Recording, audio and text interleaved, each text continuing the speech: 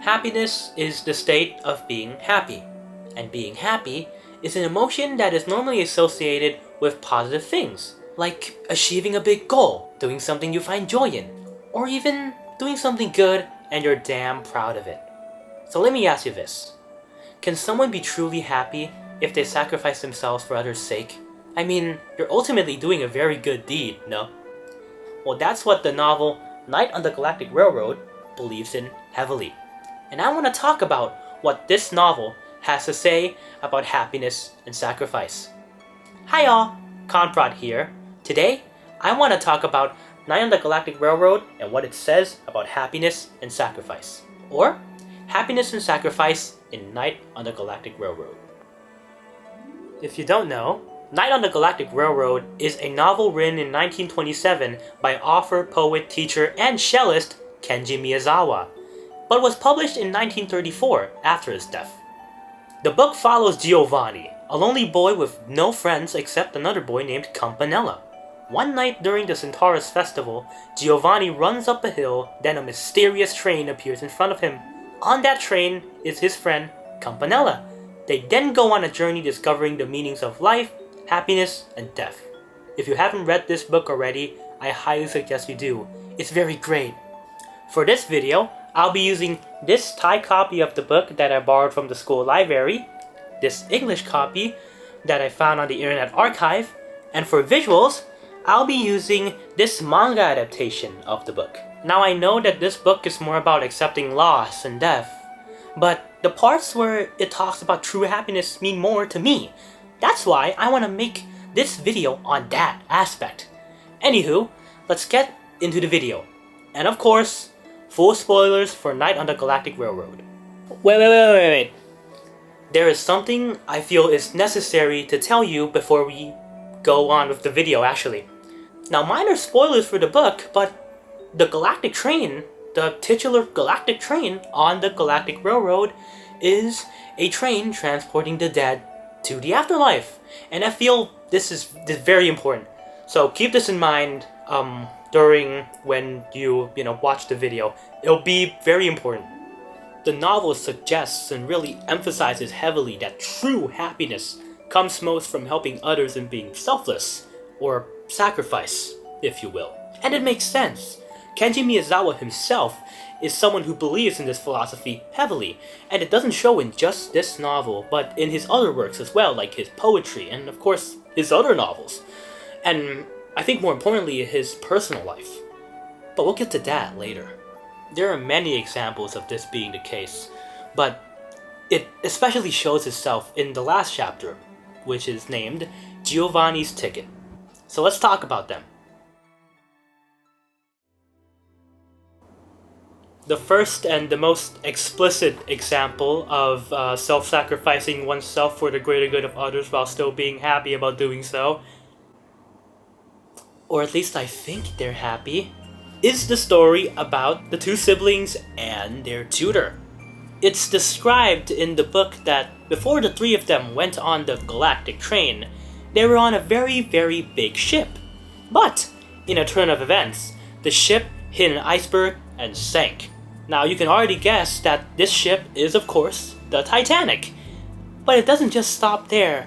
Their story was really one of self-sacrifice. And especially on the tutor's part. It's all his doing.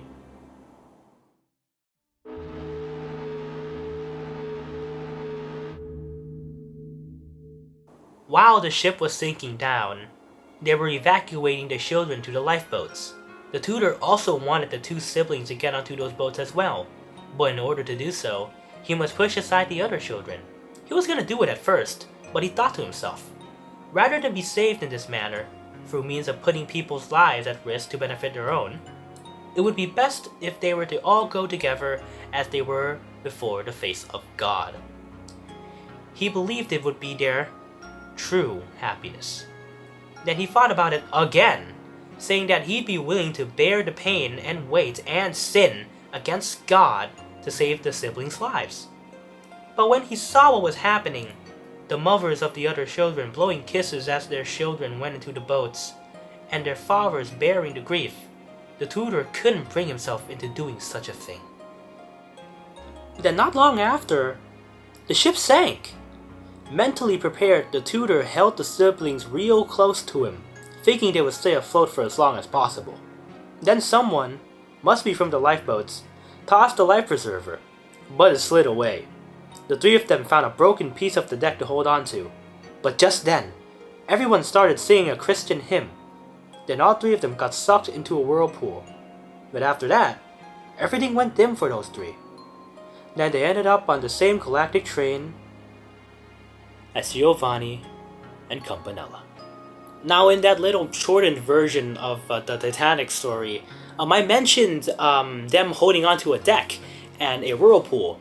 But in the manga, I think the most readily available version of this story right now, aside from the free one on the internet, and the movie, I guess. I haven't watched the movie yet, so I wouldn't know. Editing Conrad here, I would like to correct myself. There was a deck to be held onto. It's not broken, it's part of the ship. And there was a whirlpool, I think. Yeah, but there were no life preservers being thrown. What I meant was there were no life preservers thrown in the manga, by the way. There is one in the actual novel. But I swear, it's in this book. Trust me. Source. Trust me, bro.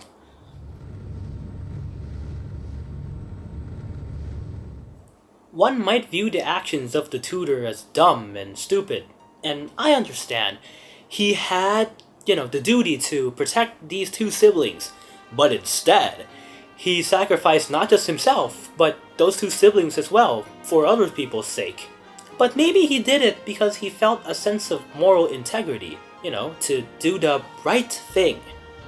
With that context, maybe he did it to make himself feel content, to give himself a peace of mind.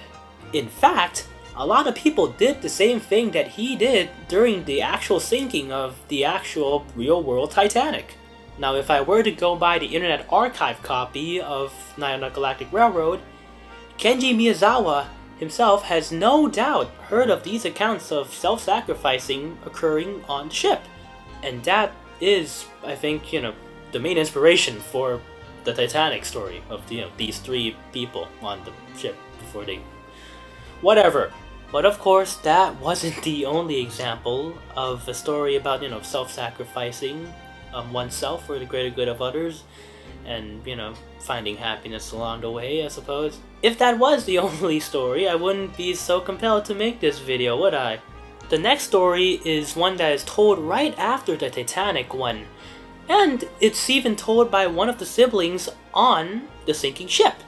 This one is called The Fire of Scorpio. The story starts after the galactic train passes through a field, and on that field was a blazing fire, as beautiful as lithium. Giovanni then asks, "That fire on the field, what's that?" Companella then answers, "It's the fire of Scorpio." Then the older sister says, "I know about the fire of Scorpio. My father has told me about it before." Giovanni then says the scorpion is a bad insect, but the older sister contradicts him, and then she told the story that her father told her long ago.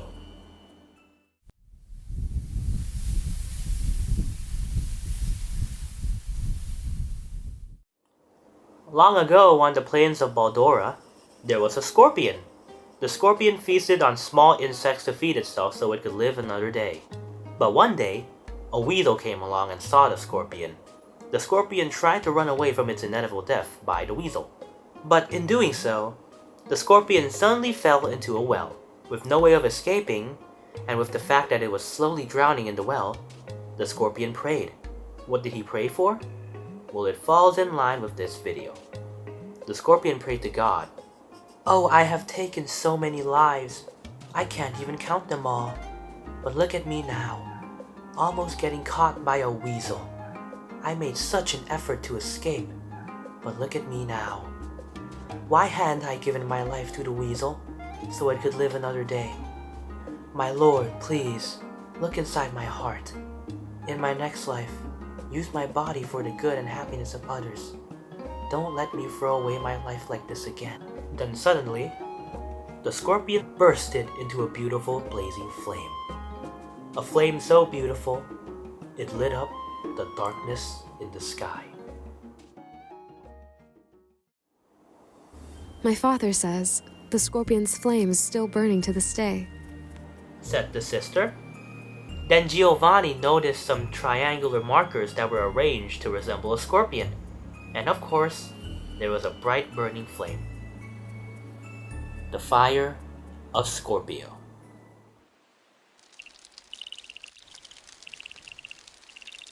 In Chinese tradition, Antares, which is the head of the scorpion in the Scorpio constellation, is called the Great Fire.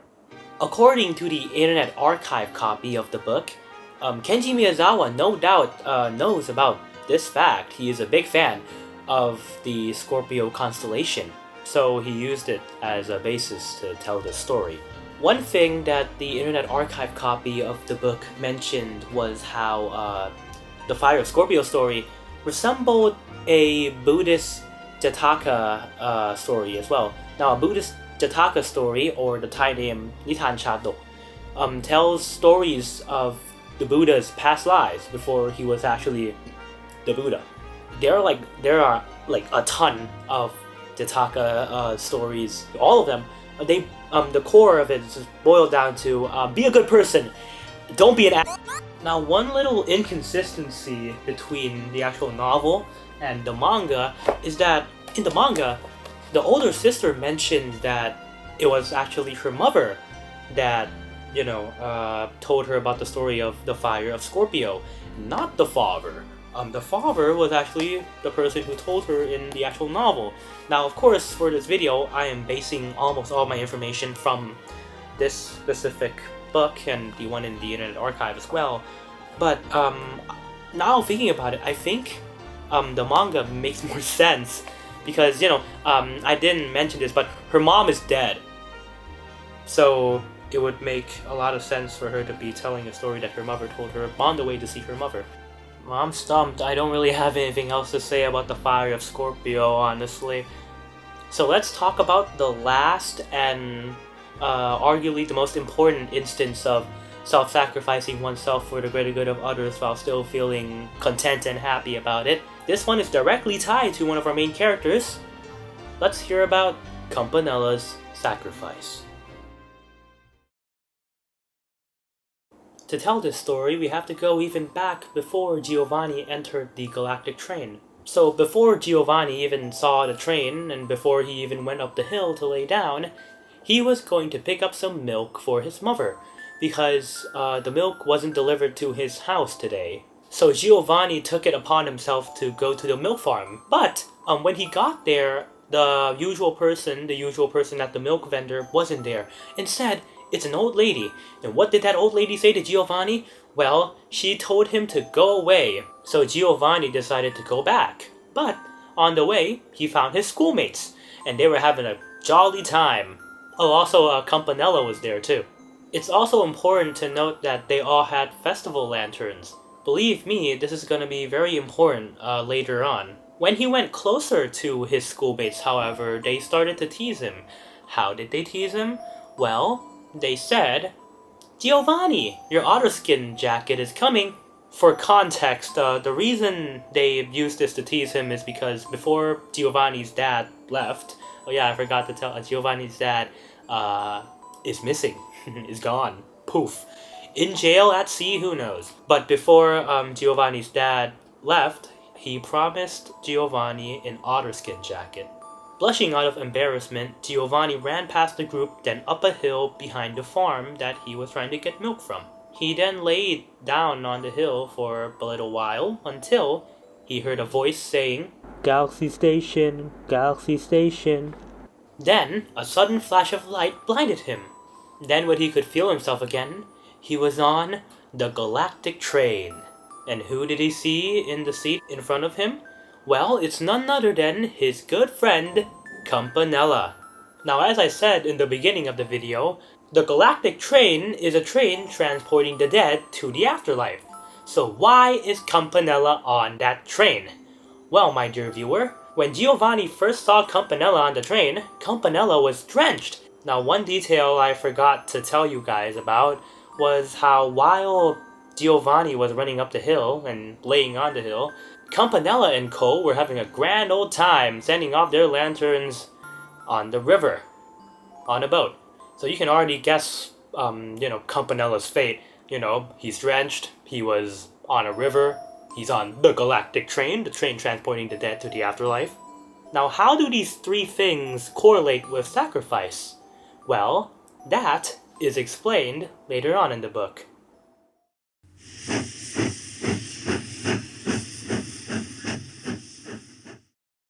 After everyone except Giovanni and Campanella has left the train, Giovanni tells Campanella, Companella, we're the only ones left on this train. Let's go on and on together. Forever, okay? If it's for the sake of everyone else's happiness, I wouldn't mind being like the Scorpion.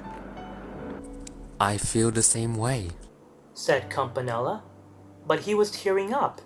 But what is true happiness? Asked Giovanni.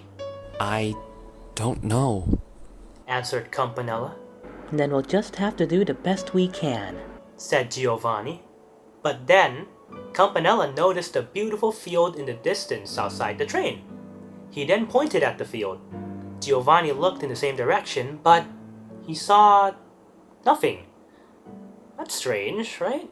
When Giovanni tried looking back at Campanella, he was gone! What's left is only a seat cover. Poor Giovanni screamed and cried for Campanella. But then, Giovanni woke up on the same hill that once transported him to the Galactic Railroad. He ran down to the same farm, but this time, the actual milk guy was there now. Giovanni asked for milk, the milk guy gives milk. Giovanni was gonna go home to give the milk to his mother, but he saw some lights flashing on the river. He went and asked a group of people what happened. Then they told him that a boy has drowned in the river. Giovanni then quickly went to the river. Giovanni then encountered a classmate, and they told Giovanni that Campanella had drowned while trying to save a classmate that fell into the river.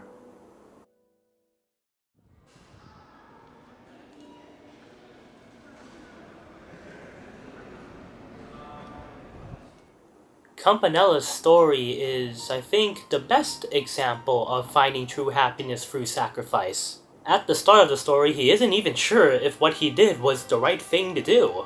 He's even questioning himself about it. He said, if everyone does good, that's the best happiness, right? But over time, the question Campanella asked himself seems to get its answer through his and Giovanni's journey throughout the Galactic Railroad. Campanella's willingness to sacrifice his own life for the well-being of someone else and his pretty peaceful departure from the train implies that he has found contentment in his selfless act. It implies that he has found his form of true happiness. Hi all, Future Conprod here. You might be wondering why I'm in my pajamas and not in like a cool outfit anymore. Well, I was gonna go to bed, but I felt like adding this section to the video because it would add some clarity. That clarity being, how is Giovanni on the Galactic Train, a train transporting the dead to the afterlife? We learn after the book that Giovanni isn't dead. His friend Campanella and the other people on the train, they are dead, like the Titanic people and stuff, they're dead. So how is Giovanni on that train? Well, one thing I left out is that Giovanni has a special ticket. That's why the last chapter of the book is called Giovanni's Ticket, because his ticket is special. It's a ticket where someone from the third dimension, which is our own world and Giovanni's world as well, the world of the living basically, could go to the fourth dimension, which is the world of the dead and the world of imagination or whatever. But that still begs the question, how did he even get that ticket? Well, I remember a while back when I watched like a YouTube video on Night on the Galactic Railroad, the movie, there was a fan theory where it says that the reason Giovanni can even board this train was because it was Campanella's wish to go on this galactic journey with his best friend, which is pretty sad. But you know, it's not concrete. a lot of this book is not concrete. Like the ending, for example. There are multiple endings, multiple interpretations of this ending. Of course, I'm not gonna tell you, because I'm gonna encourage you to go read this book. This book is really, really good. Even though you've watched this whole video, thank you, by the way. You've watched it and you know, like, you know, the whole gist of, like, the last chapter, basically. And don't worry, I haven't told you guys about, like, the actual end of the book. So, don't worry. I left that out on purpose because I want you to go read it. I really want you to experience this book because aside from the stuff about happiness and sacrifice, there is stuff about death and moving on from the afterlife and finding meaning and stuff and finding joy in, like, your occupation or whatever, which is really, really cool. I just didn't want to talk about that in this video, but I really, really want you or anyone to go experience this story, whether that be from the movie, from the books, the manga, anywhere. I just want people to experience this story. It's very good. Yeah, I'd like to recommend, of course, the Internet Archive copy. There's like a section at the end where they talk about like the other interpretations of Night on the Galactic Railroad, which is a very good read. Really opened my eyes to some things. Very cool. Yeah, please read Night on the Galactic Railroad or just experience Night on the Galactic Railroad in general. And let's get to the actual conclusion. I need to go to sleep, and I'm taking way too much time. I don't want this video to be half an hour. All three of these stories are very powerful examples of the beliefs of its very own author, Kenji Miyazawa. His willingness to do selfless acts for the greater good of others is showcased very prominently throughout Night on the Galactic Railroad. Self-sacrificing, or just helping people in general, really means a lot to Kenji Miyazawa. Oh yeah, speaking of Kenji Miyazawa, I should touch on him a bit, huh? As someone who spent most of his adult life helping the lives of farmers in his rural home of Iwate, Kenji Miyazawa is someone who believes in the act of sacrificing oneself for the greater good of others very much. And it shows. Even while he was sick, Kenji still dedicated himself to writing and helping the lives of farmers. His lifestyle and dedication paints a very clear picture of someone who believes in happiness found in service. Through the tutor's selfless act, the scorpion's vow, and Companella's ultimate sacrifice, Kenji Miyazawa suggests that true happiness is found most in giving to others.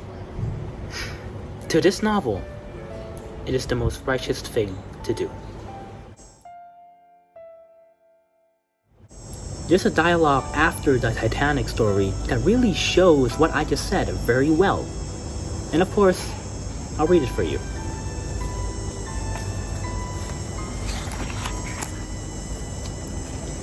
There it is.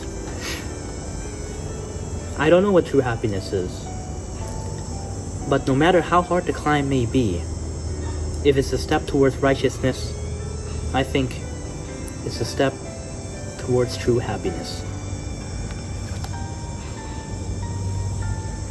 Thank you for watching.